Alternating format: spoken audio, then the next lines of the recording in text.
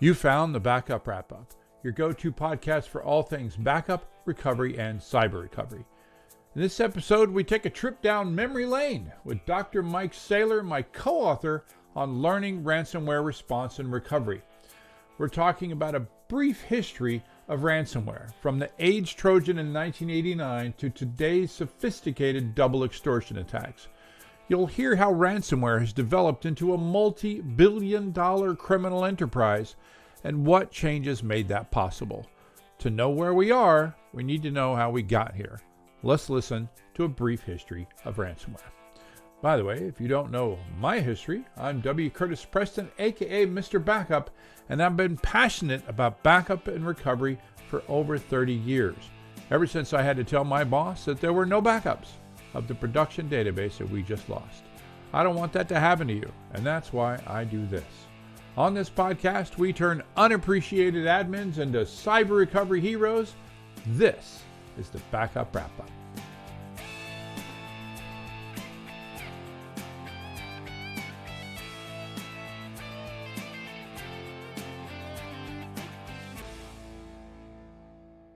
Hi folks, wanted to mention my new book, Learning Ransomware Response and Recovery, which is now available for pre-order at Amazon.com. I wrote it with my co-author, Dr. Mike Saylor, who's a blue team cyber defense expert. He really knows his stuff. There are dozens of books to tell you how not to get ransomware. Our book starts with the assumption you're probably going to get ransomware. So we tell you how to respond to it and how to recover from it. It's unlike anything else out there. We tell you what you need to do now to be able to respond when it happens. We covered defenses to reduce the blast radius, how to protect your backup system, incident response procedures, negotiation strategies, backup recovery techniques, and how to prevent it from happening again. The tech reviewers gave it overwhelmingly positive feedback, so I think it's going to be a big seller. Pre-order it now. Search for Learning Ransomware Response and Recovery, or just look for my name, W. Curtis Preston. Hope you like it. Welcome to the Backup Wrap-Up. I'm your host, W. Curtis Preston, and with me, as always, is my co-host, Goldilocks persona, Molly Andy. How's it going? It's been a while since I've heard that name. I'm good, Curtis. I'm good. You clearly haven't been going out with our common friend enough. Yes, I have not. That likes to call you that name. Then we have the opposite of Goldilocks. We have over here... No locks. No locks. I like it. My co-author on the book, Learning Ransomware Response and Recovery. How's it going? It's going well, guys. Thanks for having me. So this is going to be one of those episodes where, you know, the two guys with gray hair and the one guy with some gray hair, we're gonna be doing a little bit like back in the day, you know, when we talk about ransomware. I'll start. You know, we're talking about the evolution of ransomware, and I'll actually go back to my first memory of a ransomware incident, and it's actually my dad called me that a business partner of his had his computer encrypted, and they were asking for. It was, as I recall, back in the day, like one Bitcoin was like it was under $500 or something, and it was under a number that if it went over that it triggered some laws or whatever. That's what I remember. And so he had this situation, and I remember asking if his friend, you know, had any backups of this computer that had been taken, and the answer was no. Right? He had, and of course, you know, I'm like, you're killing me, right? I hate it. I'm sure you have the same thing, Mike. When you know, we've talked about it in the past that you get most of your phone calls post facto, right? Like you know, it's like I've been attacked. Please help. And you're like, well, crap. Did you have any defenses whatsoever? And the answer is no. You know, it's a lot better to do things in advance. But let's go back. A lot of people seem to think that the very first ransomware was this thing called the AIDS Trojan back in 1989. Do you agree with that? That's kind of the first formal attack. There's probably others that, you know, somebody trying to do something and it turned out to be, you know, XYZ. But yeah, that's probably the the first large ransomware attack. Yeah. And that sounds like a really long time ago, 1989. I mean, I was still in college. Persona was I want to know how was much in data elementary they school. how much data was that back in the days? Because back then, wasn't like 100 megabytes a lot of data? Well, yeah, Yeah, this it was- was like yeah, it was- 1.5 megabytes per disk. Oh, right, yeah, because Yep. it was on a floppy. It was actually Dr. Yeah. Joseph Pop. And it didn't scale. There was no crypto. There was no internet, right? So it was very different than what we have today. And then there's the big growth era that from the 80s to the mid 2000s. How do you think it sort of evolved past that initial idea? Well, there are several kind of branches off of malware that happened during this period, probably closer to the 2000s. But I won't miss an opportunity to reference the late 1900s. The late 1900s was kind of the Wild West from a security perspective, because on the professional side, a lot of technology people, a lot of IT people, we were so focused on building and maintaining with really very little understanding of how bad guys are actually attacking us. Like, how did that actually happen? And then there was no end user training or awareness. It was just acceptable use. And you signed something when you started working here that you would use computers for evil, but people still did. I mean, I remember walking into a data center and there's a guy in there with a computer making satellite cards, clone satellite cards. He was selling them out the back door, like in the middle of the data center. And he's like, what? And it's like, well, you're not supposed to, one, it's illegal. And two, you're using company property to do that. But at the same time, bad guys were starting to realize that when you've got these low end criminals, they're looking for the tools. Well, what if I infected the tool and then that got downloaded to the criminal and then it got dispersed through the criminal enterprise? And now I've got, it was like a multi-level marketing without the recruitment. And then you get into the 2000s and technology starts to evolve. Computers are getting, beefier and faster, and internet's getting faster, which is really what hindered a lot of bad guy activity back in the day, is the dial-up. They're like, well, it can't do much. But now with the broadband and even fiber overseas, bad guys are doing a lot more because the capabilities there, the hardware, the horsepower, the bandwidth, it's all there. And then the tools are getting better. And really, they're just stealing from IT operations tools. The companies are putting out tools to help us do our real job better, manage a network, troubleshoot a network. And the bad guys are like, oh, those are great reconnaissance tools. Those are great deployment tools. If I can find the Microsoft server that disperses patches and I just put my malware on that, then I can disperse my malware. So that's a consistent thing that I learned about with you with the book, is that consistently tools that have a good use, right, were then misused for sure. bad. Yep. Right? Yeah. Does Cryptolocker fit into that? Because I know that was a big change.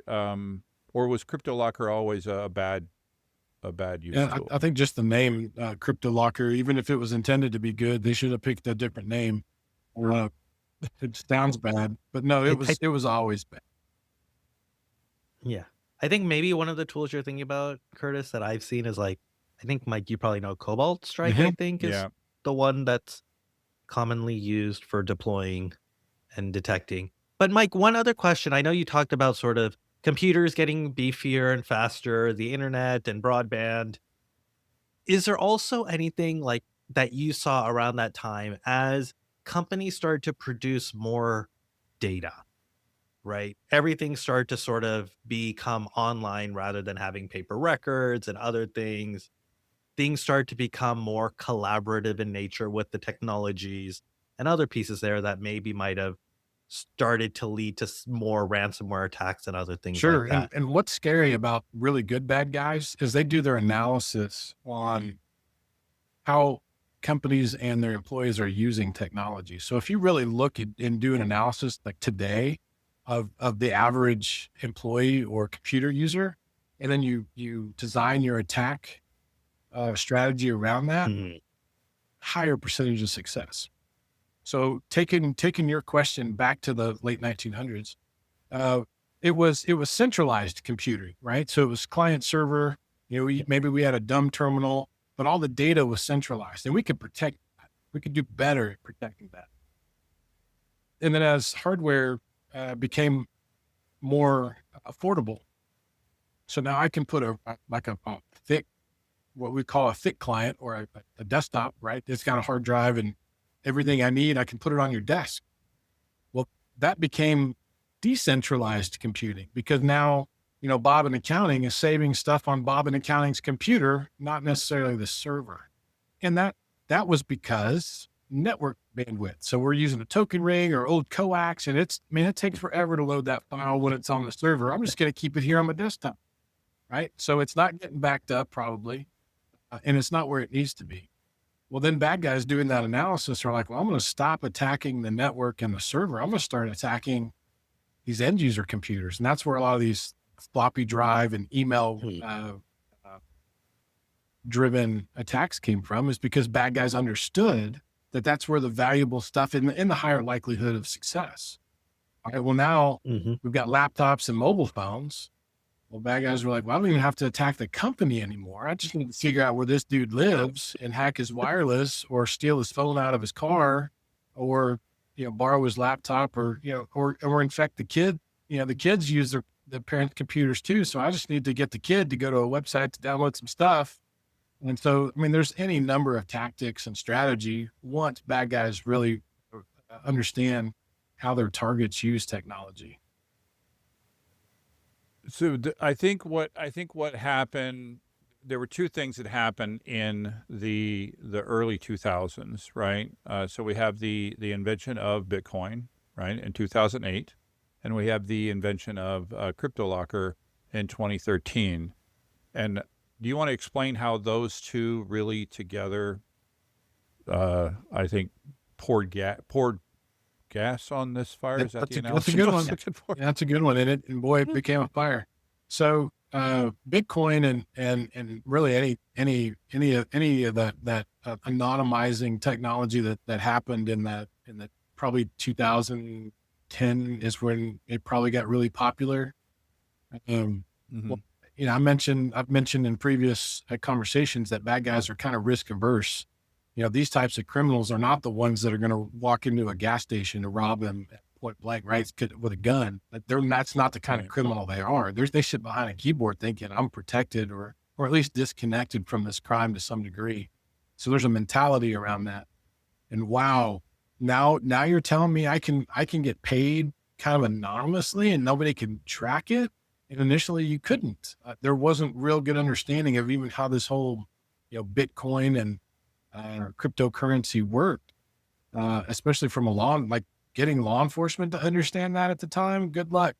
And so bad guys were like, I'm going to start charging, holding ransom with Bitcoin, or, leveraging extortion, attacks with Bitcoin, and I can get paid and spend Bitcoin, with some level of anonymity. And so, yeah, that was probably one of the bigger advents of hacker or bad guy evolution that probably sparked a good spike in the. And what role did Cryptolocker play in that? So Cryptolocker was kind of the foundation for a lot of the attacks that bad guys are lazy. So I'm going to take this framework. I'm just going to tweak it. In a lot of cases, what we saw was attack A used, Cryptolocker plus maybe some other stuff. And it was hard coded with, my crypto wallet, all the financial, like you just need to click here and it pays, and it's all hard coded. All right. And then that developed a signature. So antivirus at the time, they didn't really have anti-malware back then, but so now there's a signature for that.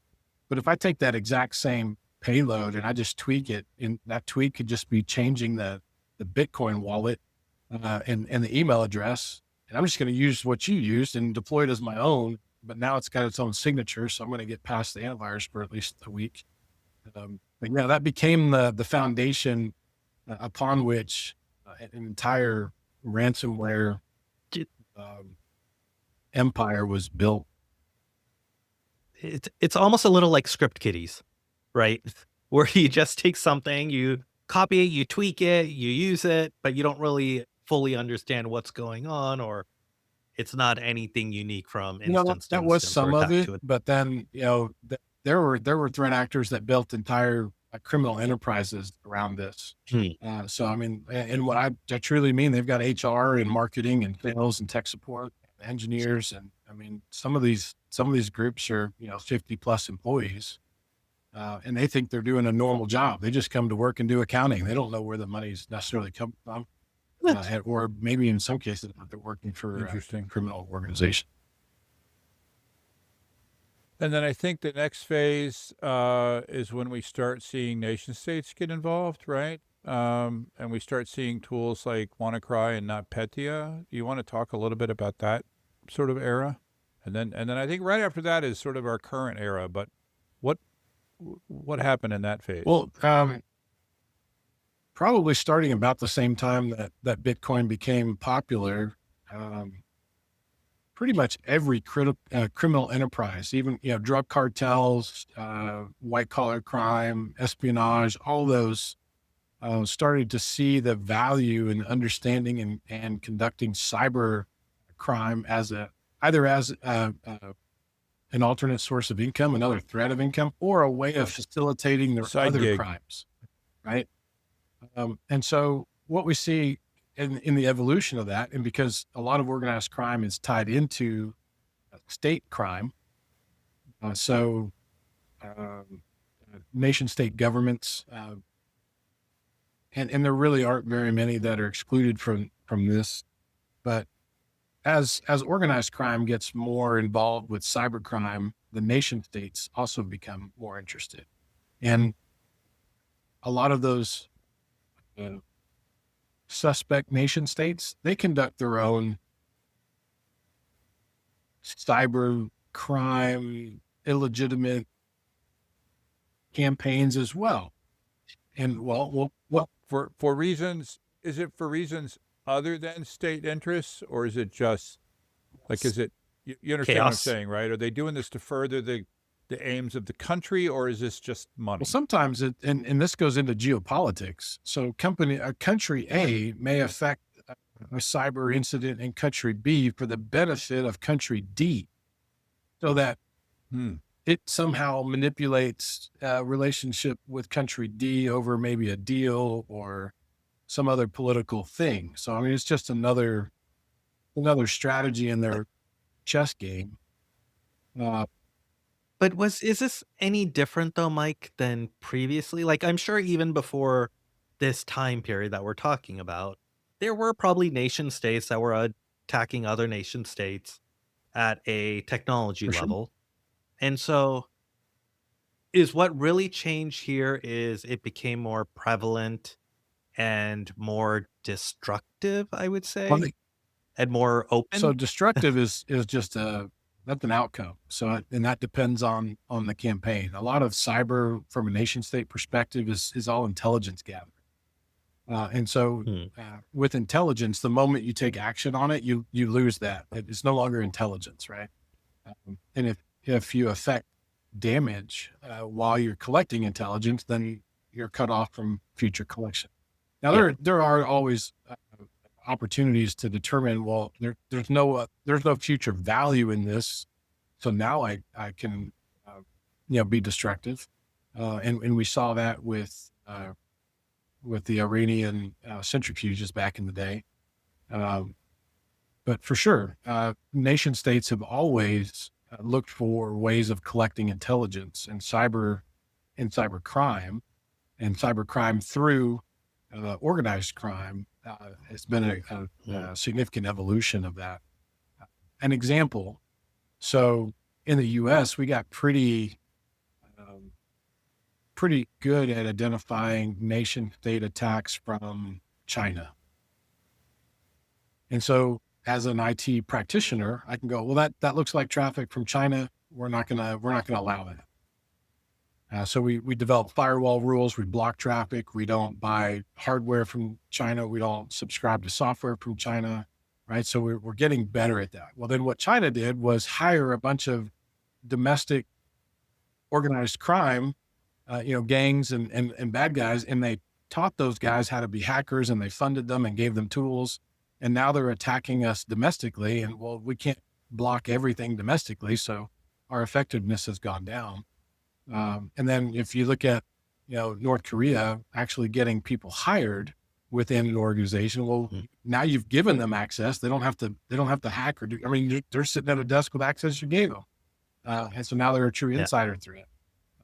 All of that is and now they can deploy ransomware from their desk and then just walk out and hop on a plane and go home. Right. So you touched on something there, Mike, that comes up. It's come up a lot on the pod, and that is this idea of the insider threat, right? And I talk a lot about insider threats, both from a rogue admin who he's just pissed off, or he's financially incentivized to do something, or like in this case, you're talking about literally they are a plant. And I've had at least a handful of people who suggest that I'm crying wolf, that I'm exaggerating, that this is just the boogeyman, and it's just I use it as a way to scare people into doing good backups. What do you think about that? It's not the boogeyman, and I think it happens more often than we hear about. I think one of the most recent significant ones I've heard about is I can't remember if it was SpaceX or Tesla, but it was one of Elon Musk's companies. Bad guys actually propositioned an employee to help them deploy malware in that environment in exchange for a percentage of the ransom. Well, that's huge. And there are any number of ways to identify that target. It's no different than intelligence targeting. If I'm going to go to some foreign country and try to get an important person to become an asset for me to be a double agent or an agent of mine, I'm going to do homework. And we've done this to some degree in our services out to clients when we try to determine the effectiveness of security training for employees. If I'm going to target a facility, maybe I do some open source intelligence of all the employees that work there, and I find the one that's getting divorced, he's got bad credit, maybe he had an accident recently, he's got some medical bills. Well, I'm going to offer that guy some money in exchange for helping me out. And I can tell you 100% of the time that we've done that, they've accepted the money.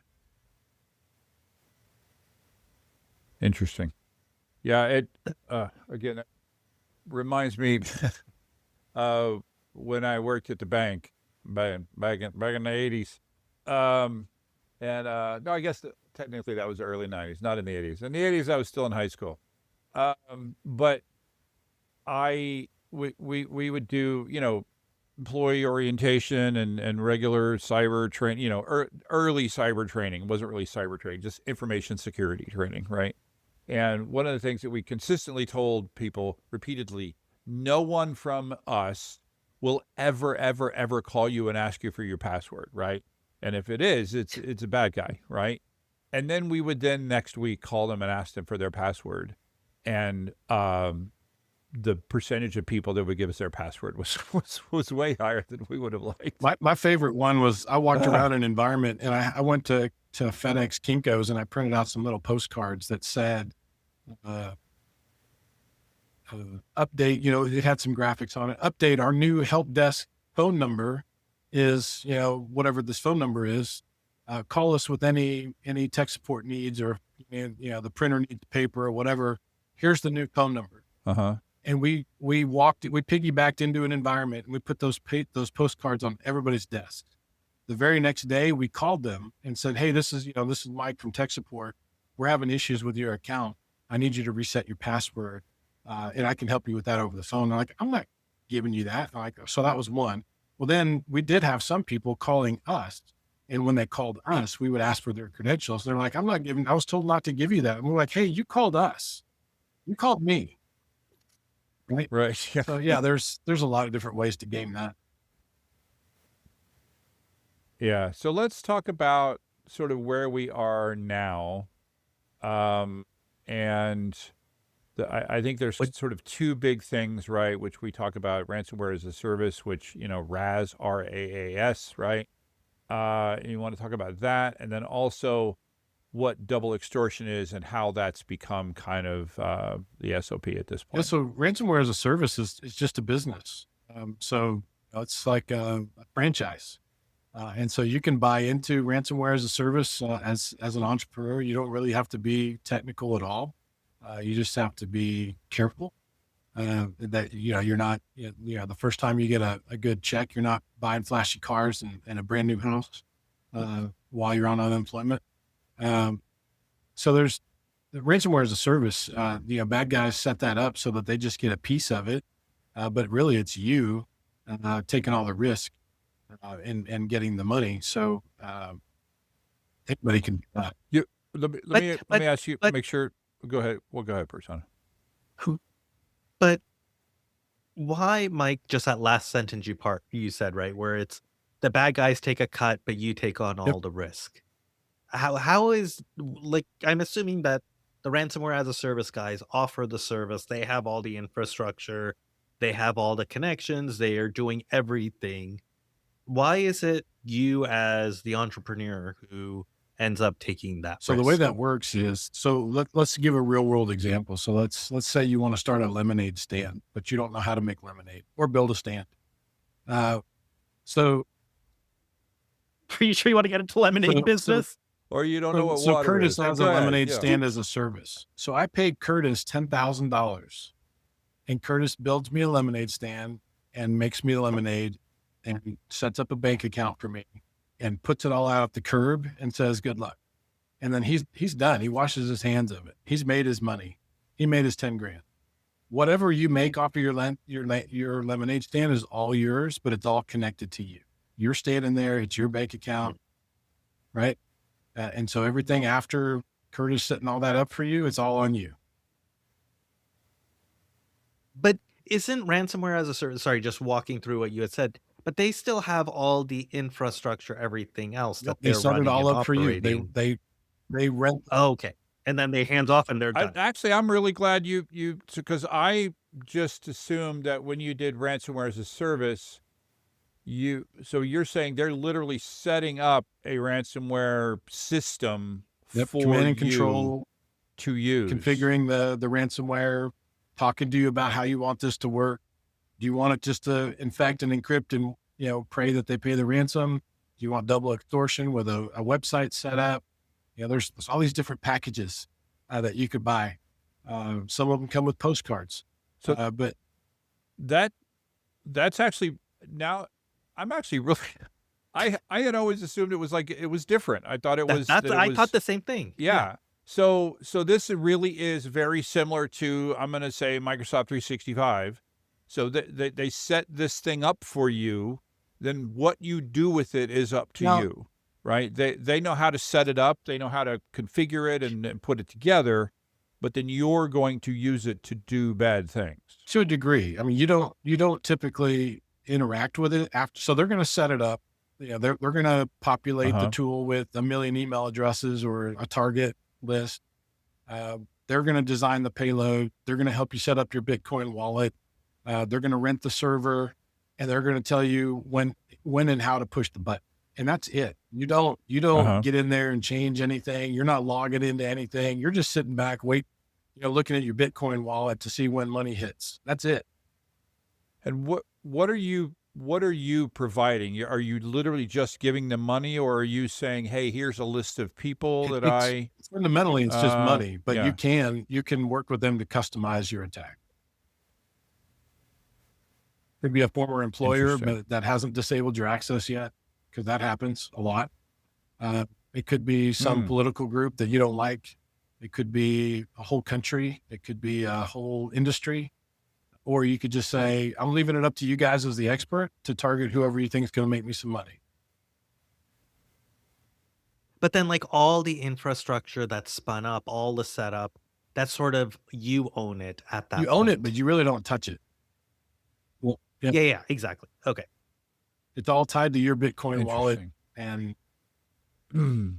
It's And almost that's like why you say, because it's tied to your Bitcoin wallet, that's why you say you're Yep. taking the risk. Yep. So if somebody figures out, so they know how to cover their your tracks. Bitcoin They're wallet. gonna rent a server that accesses another rental server, that accesses another rent server to help set up your command and control server, which is also rented, and all those things only have a life of 72 hours to a week, and that's how long you're paying for. However much money you pay in is gives you a period of time to collect as much money as you can. so they're And more what- like Go ahead. they're more like infrastructure expertise. Yep. So they know how to, and it's all Yeah. it's all virtual infrastructure. Yep. And what percentage of, do you think, modern attacks are using that type of idea versus just running your own stuff? I'm gonna create some buckets again. So one bucket is the entrepreneur that's doing ransomware as a service as business, and the other bucket is other criminal actors that are using ransomware as a service as a component of their criminal enterprise. So you've got real criminals that are doing other stuff, and nation state actors are good at this because they'll use ransomware infections as a distraction, right? So I'm going to infect a Department of Defense contractor with ransomware if I can. And while they're focusing on covering from this ransomware, we're going to do this other attack. So they don't really care about the ransomware or if you pay a ransom or not. They're just using it so that you're not focused on something else. That the denial of service attacks were used that way in the past.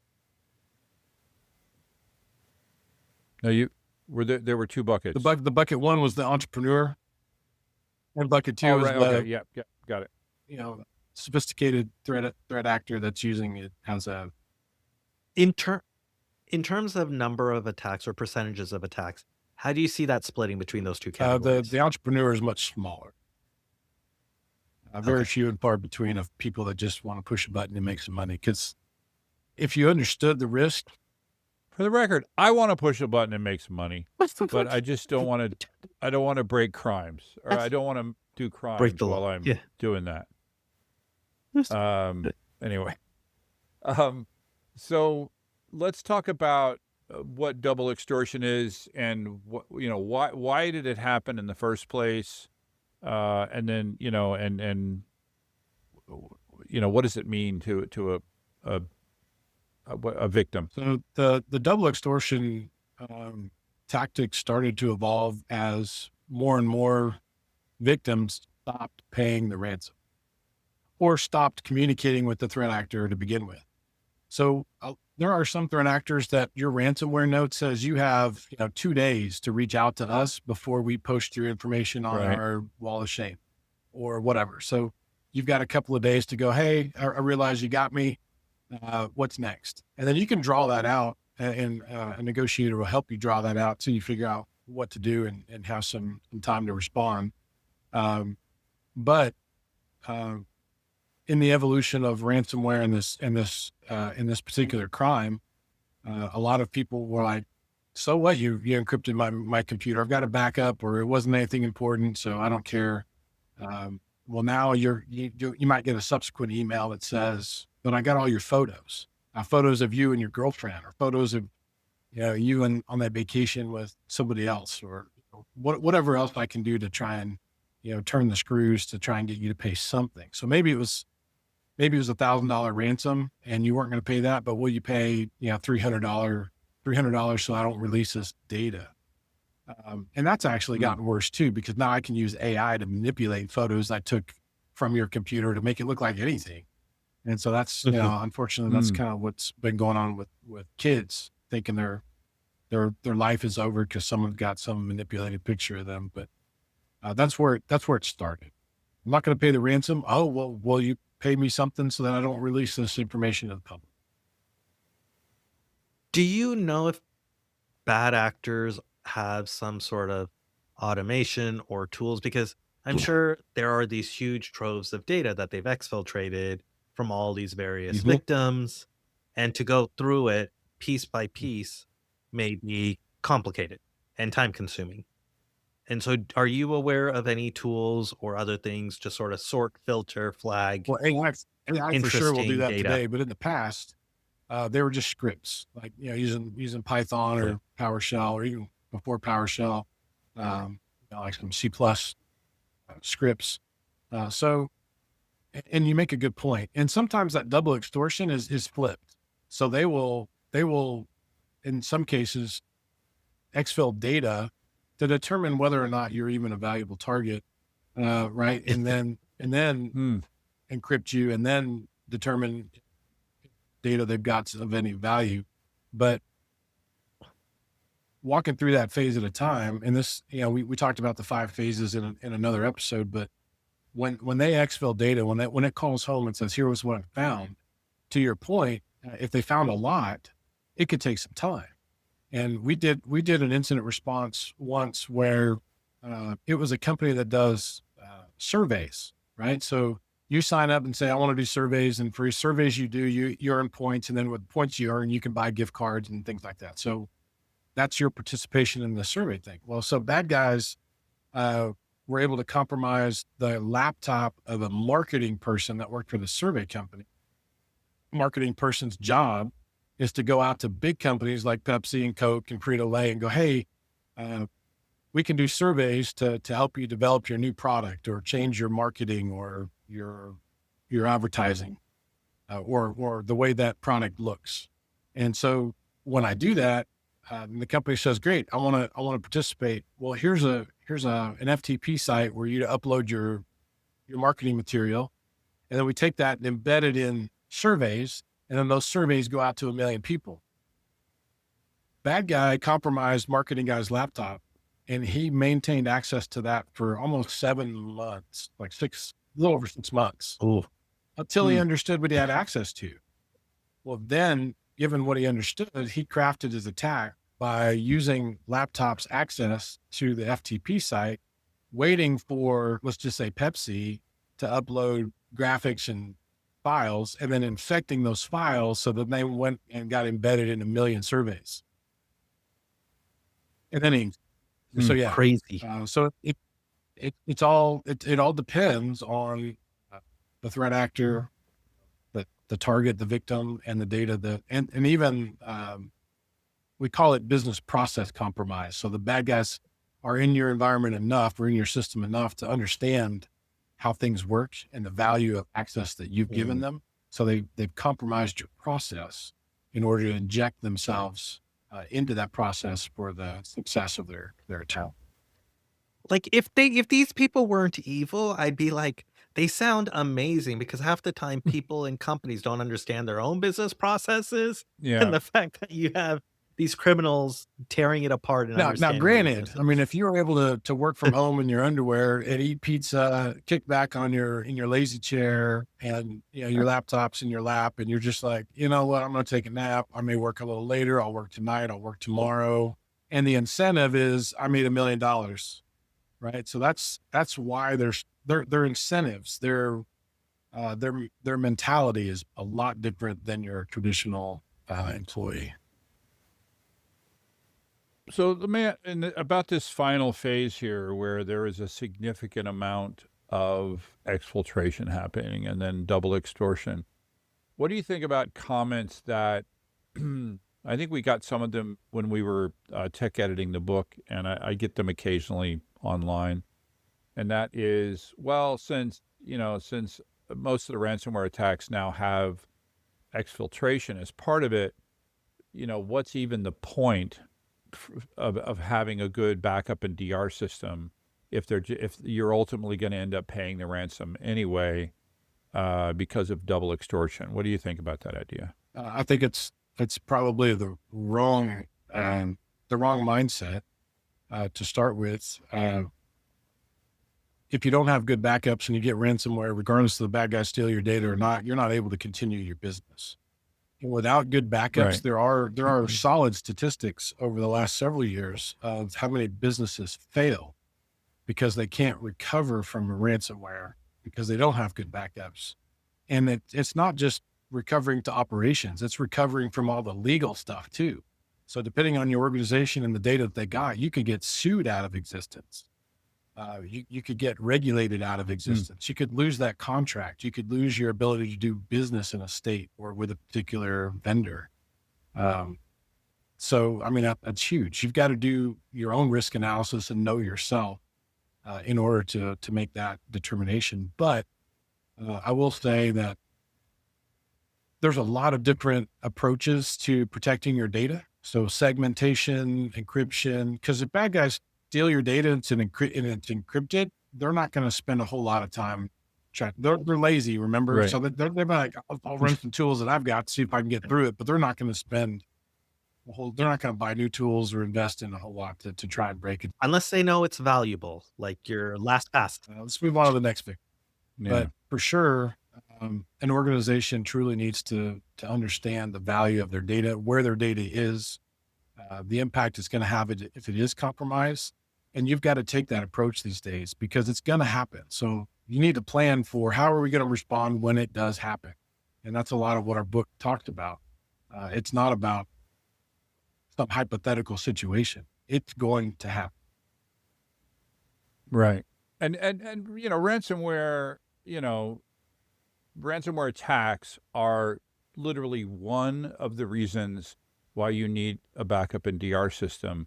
All the other reasons are still there, right? We just need to add, there was an entire chapter in the book about how to defend the backup system from cyber attacks, right? And it's actually relatively easy. It's easier than defending the primary thing because really all we have to do is just make sure they can't delete it, right? I mean, there are other things we want to do, but the thing we have to do is we have to make sure that the backups are immutable, that they can't attack them, right? So there's really not too much that you need to do a backup system that you shouldn't have been doing already. I just think that cyber attacks in general they're making a lot of us just do the things that we were supposed to do.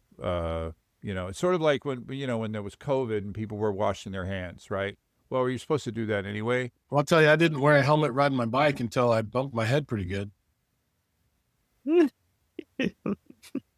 Yeah. I used to, when I was a kid, I rode my bike a lot. And I remember one time, right, and nobody wore helmets, but we didn't know what a helmet was back then. And I remember being on the sidewalk, there was this big box, like I'm talking like a 3x3 foot box that was blocking the sidewalk. And I, in my infinite wisdom, said, I'm going to blast through this thing because it's a cardboard box. That did not work out as I had planned.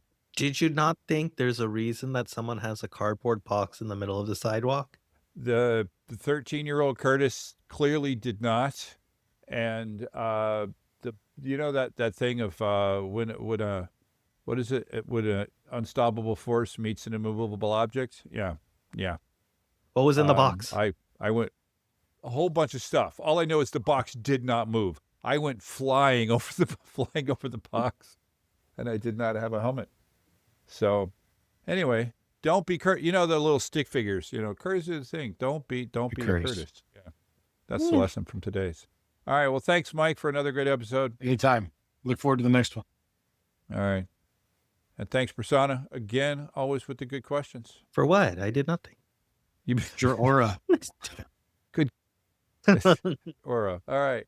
That is a wrap. The Backup Wrap-Up is written, recorded, and produced by me, W. Curtis Preston. If you need backup or DR consulting, content generation, or expert witness work, check out backupcentral.com. You can also find links from my O'Reilly books on the same website. Remember, this is an independent podcast, and any opinions that you hear are those of the speaker and not necessarily an employer. Thanks for listening.